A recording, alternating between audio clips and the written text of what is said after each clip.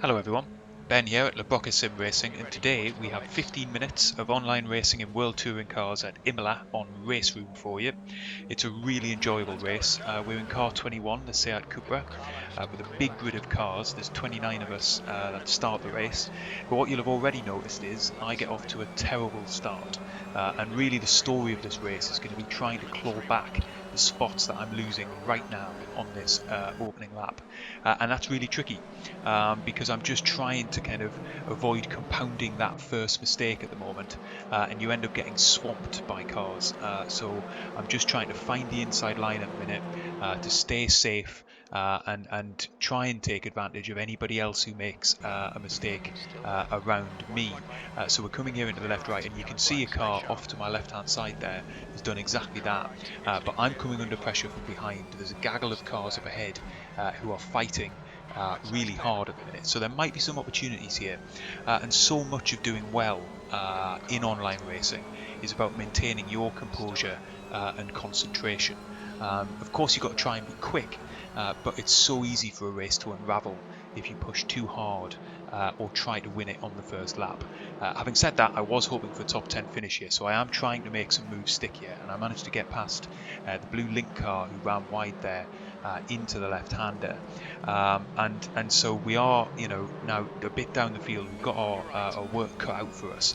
We get a bit of a squeeze there onto the left-hand side as we're trying to make up another spot, and then we get a really big punt from behind. It's that blue link car again.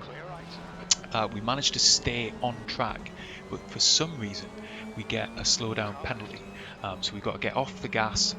This guy from behind us comes past, and then we're under pressure again from another car as we risk dropping down to 16th place.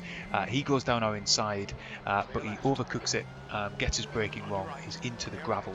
So that gets us a bit of respite for now as we round the last corner, having lost 5 spots on a very eventful first lap. So we've got to get now moving forward. We're on to the next lap here, and the car ahead of us misjudges that curb completely. If you get up on 2 wheels in these cars, it is surprisingly easy to roll the car, and that's exactly what he's done there. So we've got another free spot back there.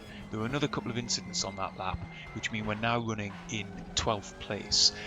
So feeling a bit better now about the race.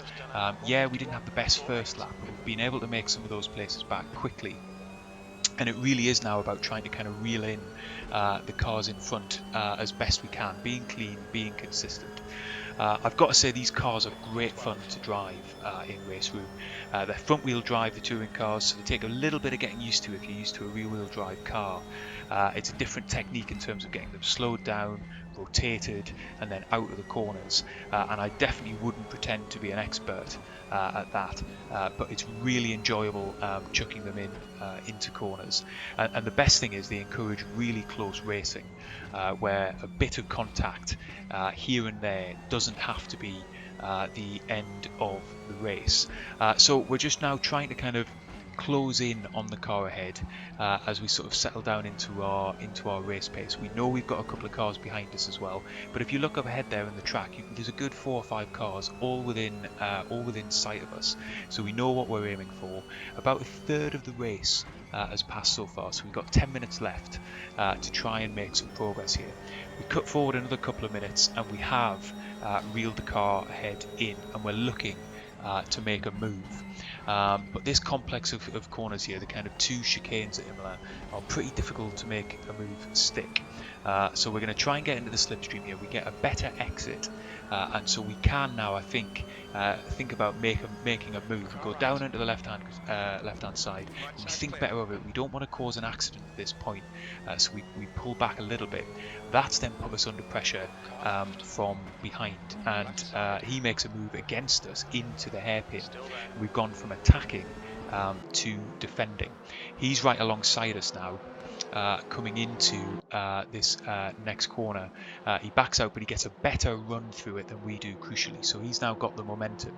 But we're heading into another really difficult set of corners, and I've got to say, he kind of catches me by surprise here. Very brave move down the inside. We give him the room without kind of pinching him too much on the apex, and he makes it stick. He keeps control of the car, and sometimes I think you've just got to kind of tip your cap that somebody's pulled off a great move against you. We try and kind of stick now through the chicane here with them, but he's got the move done. So now we've gone from looking to gain a place, and we've lost one. So having made a little bit of progress in the first part of this race, with just 5 minutes left now, we've sort of stalled. You know, we're not back in the top 10. And actually we're going backwards, not forwards. So we're coming now onto the start-finish straight, and what I'm really hoping to do is essentially get into this guy's slipstream. He'll have the slipstream himself from the car ahead, and maybe we can make a move back at the beginning of the next lap. You can sense now that he's starting to line up a move as well. He's still a little bit far back, but here he goes onto the inside and fantastically gets his braking just about right. There is contact, but as I say, that's what touring cars are kind of all about, really. And he makes it stick through the next left-hander, gets the better exit, and he's made up 2 places in less than a lap. We're now going to try and take advantage of that situation. We put a little bit of pressure on, and the guy ahead just gets it wrong. He overcooks it and gets sideways. We just about get on the brakes in time so as not to collect him. And so having lost a place, we've now gained one. Back again, and we're into 12th place with just a couple of laps left in this race. So now really we're just now thinking about, can we keep on the back of this guy as we go into this last few minutes of the race, try not make any further mistakes, and maybe he can pull us along to this next group of cars up ahead.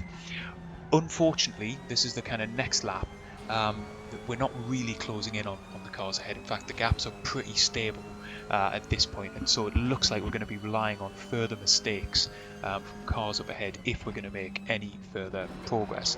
And actually, just now, that's exactly the kind of thing that I mean. The car is rejoining, but we see him with plenty of time, and that's us up into 11th place now with just a couple of minutes to go. So the question is, can we make up any more spots before the end of this race? And it really is now kind of time to push a bit more.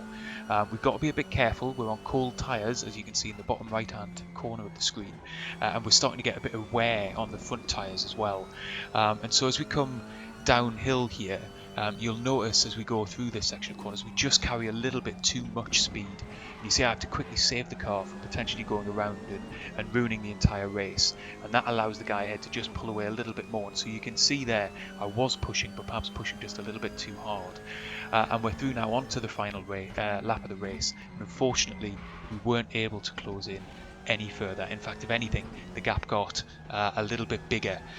So 11th place it is on the track as we come across the finish line.